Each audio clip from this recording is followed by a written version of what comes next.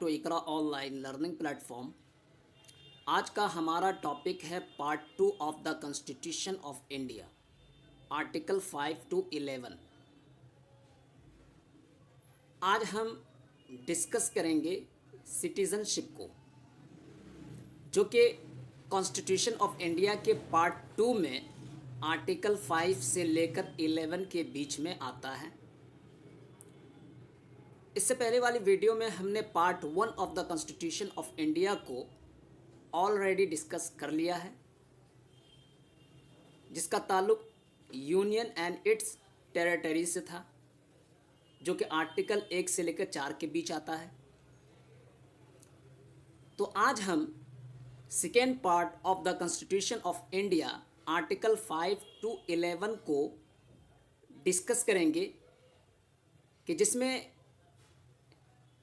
ये बात आती है at the time of the commencement of the constitution, कि कॉन्स्टिट्यूशन के कमेंसमेंट्स के वक्त किस तरह से सिटीज़नशिप को, शहरियत को, नागरिकता को एक्वायर किया जाता था या टर्मिनेट किया जाता था। तो उस सिनारियो में हम part 2 of the constitution of India को आज डिस्कस करेंगे। So without wasting more time, let's get started today's topic, that is part 2 of the Constitution of India, Article 5 to 11. Citizenship in the context of India. India के context में citizenship, शहरियत और नागरिकता। Citizenship is the status of a person recognized under law as being a legal member of a sovereign state or belonging to a nation. Basically शहरियत या नागरिकता ये एक इंसान का, एक व्यक्ति का स्टेटस है जिसे अंडर लॉ रिकॉग्नाइज किया गया है। किस तरह कि वो एक लीगल मेंबर होगा एक सॉवरेन स्टेट का, या वो किसी नेशन को बिलोंग करता हो। तो सिटीज़नशिप ये है, शहरियत या नागरिकता ये है कि किसी भी इंसान या किसी भी व्यक्ति का एक स्टेटस जिसे लॉ के अंडर रिकॉग्नाइज किया गया हो as a being legal member of a sovereign state, या वो व्यक्ति किसी नेशन को बिलोंग करता हो। In India, articles 5 to 11 of the constitution deals with the concept of citizenship. India में आर्टिकल 5 से लेकर के 11 तक जो कॉन्स्टिट्यूशन का आर्टिकल है, 5 से 11, ये कॉन्सेप्ट ऑफ सिटीजनशिप को डील करता है, सिटीजनशिप के कॉन्सेप्ट को बताता है। So the term citizenship entails the enjoyment of full membership of any state. जो ये टर्म है सिटीजनशिप, शहरियत या नागरिकता, ये किसी भी स्टेट के फुल मेंबरशिप के एंजॉयमेंट को इंटेल है, या ये सिटीजनशिप जो टर्म है, इस्तिलाह है, ये किसी भी रियासत या किसी भी कंट्री के फुल मेंबरशिप के एंजॉयमेंट को शामिल है, या उस पर यह टर्म आयद होता है।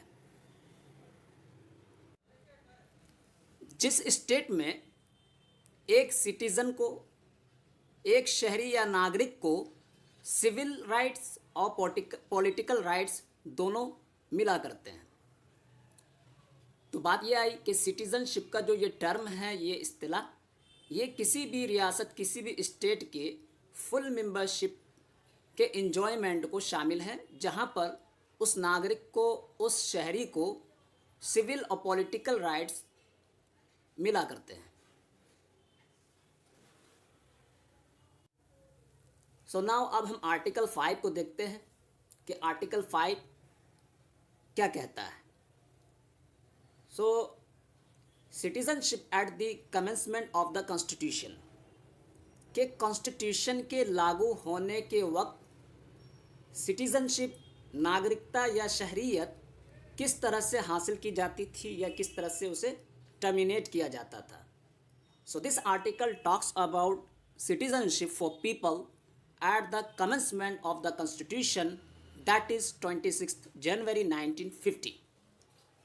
बेसिकली आर्टिकल 5 कहता है उन लोगों की शहरियत या नागरिकता के बारे में जो कॉन्स्टिट्यूशन के लागू होने के समय थे, यानी 26 जनवरी 1950, 26 जनवरी 1950 को हमारा कॉन्स्टिट्यूशन लागू हो गया था पूरे देश में। उस टाइम जो लोग थे उसके रिगार्डिंग आर्टिकल 5 कहता है कि वह लोग कैसे सिटीजनशिप को एक्वायर करेंगे या उनके सिटीजनशिप को टर्मिनेट किया जाएगा। सो citizenship is conferred upon those persons who have their domicile in Indian territory. तो सिटीजनशिप नागरिकता ये उन लोगों के बारे में है या उन लोगों को दी जाएगी जो जिनका डोमिसाइल इंडियन टेरिटरी में रहा हो,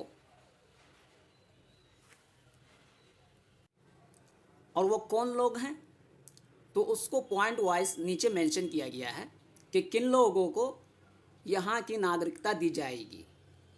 तो फर्स्ट पॉइंट है who was born in Indian territory, वो व्यक्ति जो इंडियन टेरिटरी में क्या हो, पैदा हुआ हो, वहाँ पे उसकी पैदाइश हुई हो। Second point whose either parent was born in Indian territory, या जिसके पेरेंट में से कोई इंडियन टेरिटरी में क्या हुआ हो, पैदा हुआ हो। And third point who has ordinarily been a resident of India for not less than 5 years immediately preceding the commencement of the constitution.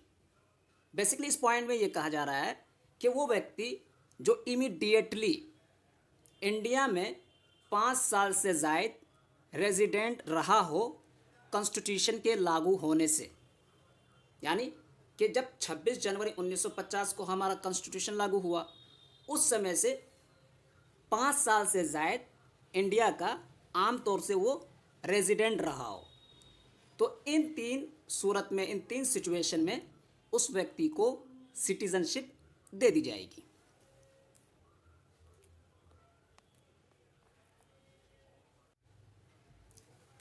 And the next article is article 6। Article 6 कहता है citizenship of certain persons who have migrated from Pakistan.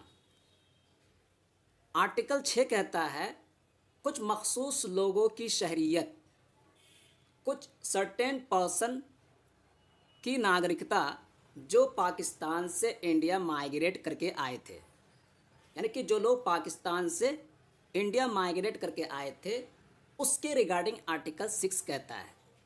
क्या कहता है?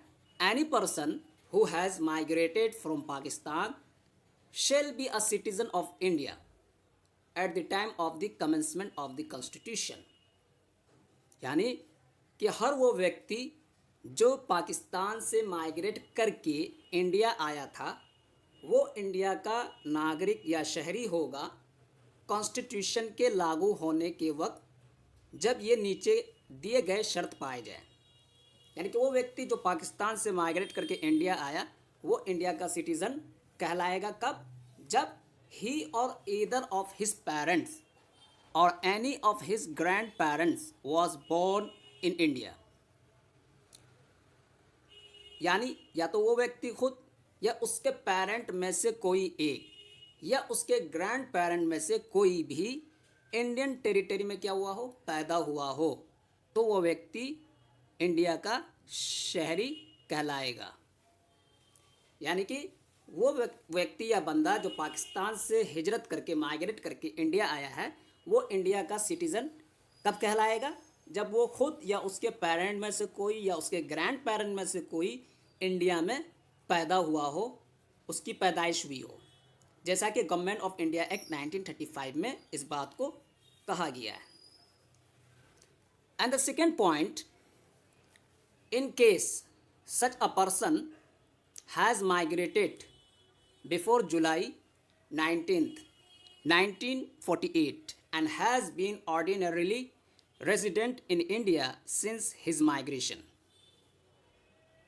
या इस तरह के person के केस में जो व्यक्ति 1948 में 19 जुलाई से पहले पाकिस्तान से इंडिया माइग्रेट करके आया और वो ऑर्डिनरीली इंडिया में क्या है, रह रहा हो या वहाँ का रेजिडेंट हो उसके माइग्रेशन के वक्त से, यानी माइग्रेशन के वक्त से वो इंडिया का रेजिडेंट रहा हो। और दूसरी बात ये कि वो 1948 में 19 जुलाई से पहले आया हो, तब जाकर वो बंदे को सिटीजनशिप दी जाएगी।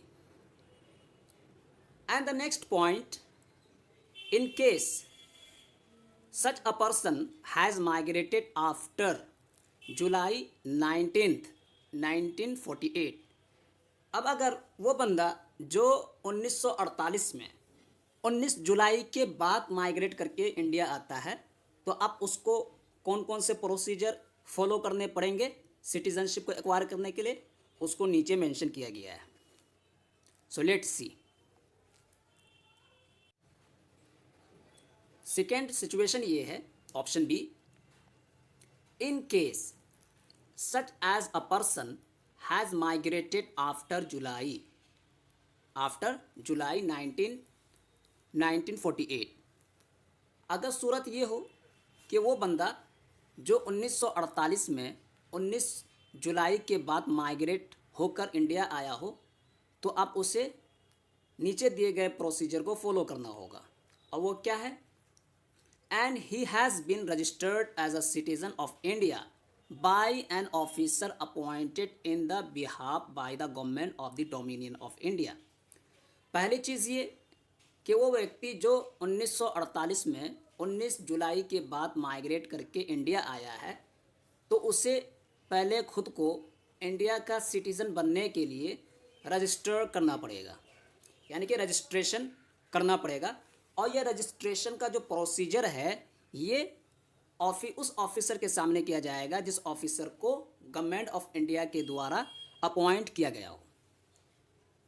2 पॉइंट, एक तो ये कि पहले उससे खुद को रजिस्टर करना होगा, और ये रजिस्ट्रेशन का जो प्रोसीजर है ये ऑफिसर अपॉइंटेड बाय गवर्नमेंट के सामने ये सारे प्रोसीजर को किए जाएंगे।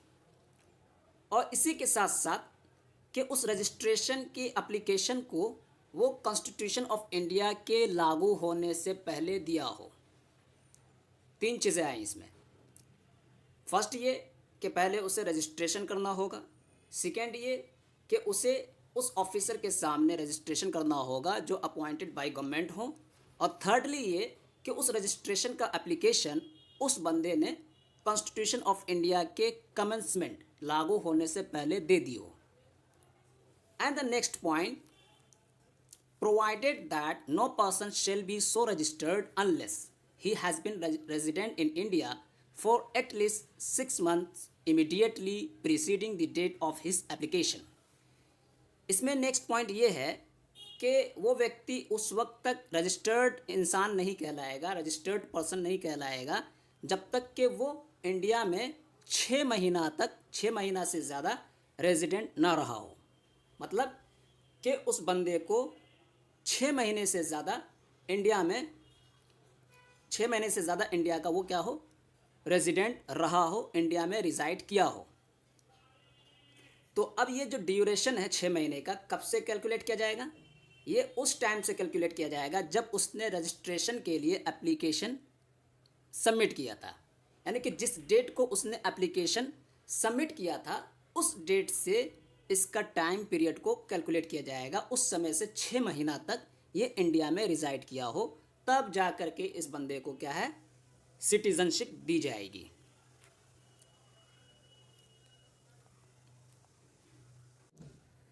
तो गाइस हमने आर्टिकल 6 में ये देखा कि आर्टिकल 6 में उन प्रोविज़न को जिक्र किया गया है उस बंदे के ताल्लुक से जो बंदा पाकिस्तान से माइग्रेट करके इंडिया आया था। फिर उसमें 2 तरह के केस थे, एक तो ये कि 19 जुलाई से पहले आया हो, 1948 में 19 जुलाई से पहले आया हो, तो उसके रिगार्डिंग जो प्रोसीजर थे उसको जिक्र किया। और सेकेंड केस ये था कि अगर वो बंदा 1948 में 19 जुलाई के बाद आता है तो उसके बाद के प्रोसीजर क्या हैं सिटीज़नशिप को एक्वायर करने के लिए, तो ये सेकेंड केस था जिसको यहाँ पर जिक्र किया गया।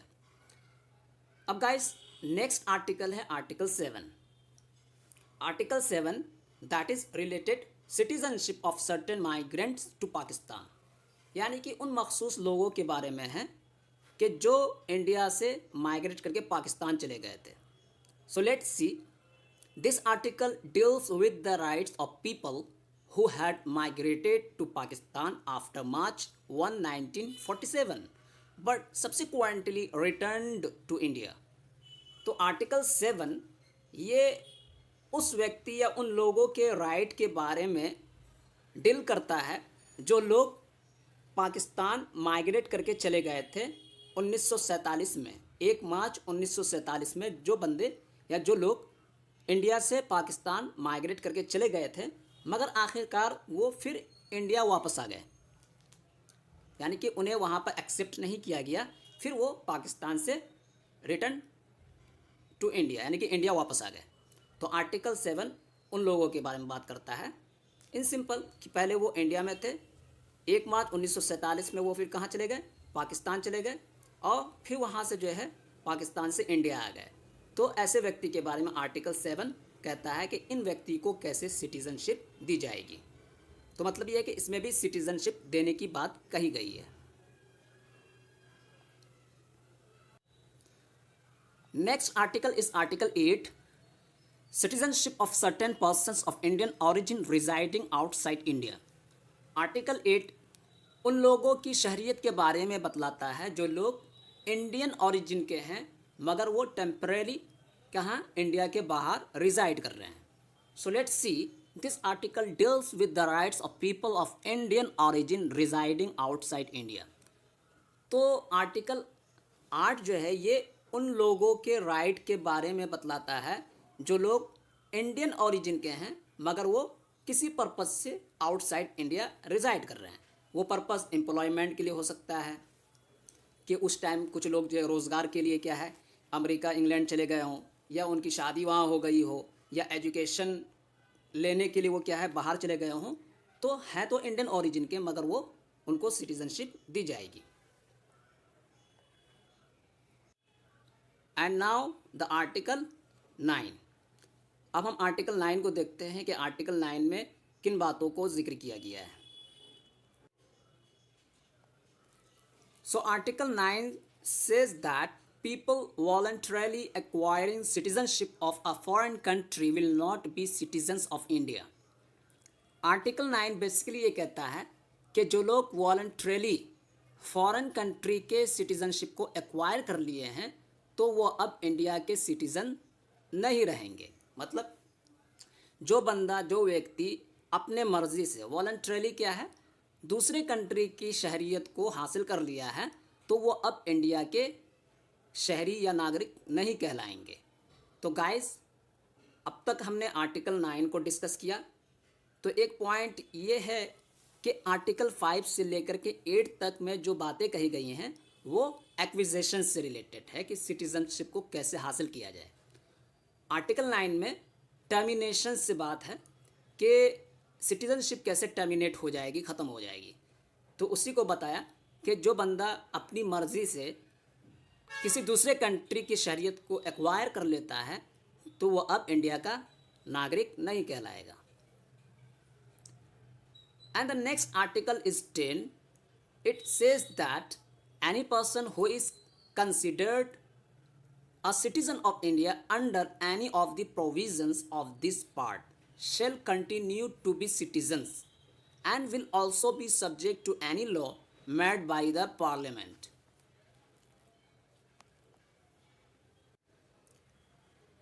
तो आर्टिकल 10 ये कहता है कि हर वो इंसान जो पार्ट टू के किसी भी प्रोविज़न के अंडर आते हैं तो वो इंडियन सिटीज़न कंसीडर कहलाएंगे. उन्हें इंडिया का सिटीज़न कहा जाएगा और वो इंडिया के सिटीज़न कंटिन्यू रहेंगे और उन पर वो तमाम कवानीन और लॉ भी नाफिज होंगे जो पार्लियामेंट बनाएगा. यानी कि वो व्यक्ति जो पार्ट 2 के किसी भी प्रोविज़न के अंडर आते हैं वो सिटीज़न ऑफ इंडिया हैं और वो सिटीज़न ऑफ इंडिया मुसलसल रहेंगे और उन पर वो तमाम कवानीन भी नाफिज होंगे जो पार्लियामेंट के द्वारा बनाया जाएगा. नेक्स्ट आर्टिकल है और लास्ट आर्टिकल है article 11. So parliament to regulate the right of citizenship by law. तो आर्टिकल 9 ने पार्लियामेंट को पावर दिया है कि वो सिटीजनशिप के राइट को रेगुलेट कर सकता है बाय लॉ। तो आर्टिकल 9 में क्या है? आर्टिकल 9 में यही है कि आर्टिकल 9 ने पार्लियामेंट को पावर दिया है कि वो लॉ के ज़रिए सिटीजनशिप के जो राइट हैं उसको रेगुलेट करे या रेगुलेट कर सकता है। So the parliament has the right to make any provision concerning the acquisition and termination of citizenship and any other matter relating to citizenship। तो गाइस आर्टिकल 11 ही से जो क्या कहते हैं, जो सिटीजनशिप एक्ट 1955 है वो आर्टिकल 9 ही से क्या है, निकल कर आया है। यानी जो सिटीजनशिप एक्ट है 1955 का, वो सिटीजनशिप एक्ट 1955 इसी आर्टिकल 11 से निकल कर आया है, क्योंकि आर्टिकल 11 ने पार्लियामेंट को पावर दिया है कि वो बाय लॉ सिटीजनशिप के राइट को रेगुलेट करे। तो पार्लियामेंट के पास ये राइट है कि वो किसी भी तरह का प्रोविज़न को बना सकता है, चाहे वो सिटीजनशिप को टर्मिनेट करने से रिलेटेड हो, चाहे वो सिटीजनशिप के एक्विजिशन से के ताल्लुक से हो। यानी कि सिटीजनशिप को कैसे हासिल किया जाए और कैसे ख़त्म किया जाए, इसके ताल्लुक से, इसके रिगार्डिंग पार्लियामेंट के पास पावर है कि वो क्या है, प्रोविज़न को या कानून को बनाए। तो यहीं से सिटीजनशिप एक्ट 1955 को बनाया गया है। और इसके अलावा अदर इशू, अदर मैटर को भी क्या है, पार्लियामेंट रेगुलेट कर सकता है। सिटीजनशिप से रिलेटेड जो मैटर हैं उसके रिगार्डिंग भी क्या है, प्रोविज़न ला सकता है पार्लियामेंट। तो गाइस नेक्स्ट वीडियो में हम सिटीजनशिप एक्ट 1955 को ही डिस्कस करेंगे। आज का टॉपिक यहीं पर समाप्त होता है, यहीं पर हम वाइंड अप करते हैं। नेक्स्ट वीडियो में हम यानी कि सिटीजनशिप एक्ट 1955, जिसमें क्या है, बहुत मरतबा उसमें अमेंडमेंट किया गया है, संशोधन किया गया है। तकरीबन 6 मरतबा जो है सिटीजनशिप एक्ट 1955 में अमेंडमेंट किया गया है। फर्स्ट 1986 में, सेकेंड 1992 में, थर्ड 2003 में, फोर्थ 2005 में एंड फिफ्थ 2015 में, और लास्ट जो अमेंडमेंट किया गया था सिटीजनशिप एक्ट 1955 में वो 2019 में किया गया था, जो सिटीजनशिप अमेंडमेंट बिल से बहुत ही फेमस हुआ था। तो उसे हम जो है नेक्स्ट वीडियो में डिस्कस करेंगे और हम उसी को यानी कि सिटीजनशिप एक्ट 1955 ही को क्या है, फॉलो करते हैं आज के डेट में। तो गाइस आज के लिए इतना ही काफ़ी, फिर हम नेक्स्ट वीडियो में मिलते हैं। वीडियो को लाइक, शेयर और सब्सक्राइब करें। Thank you very much, bye bye.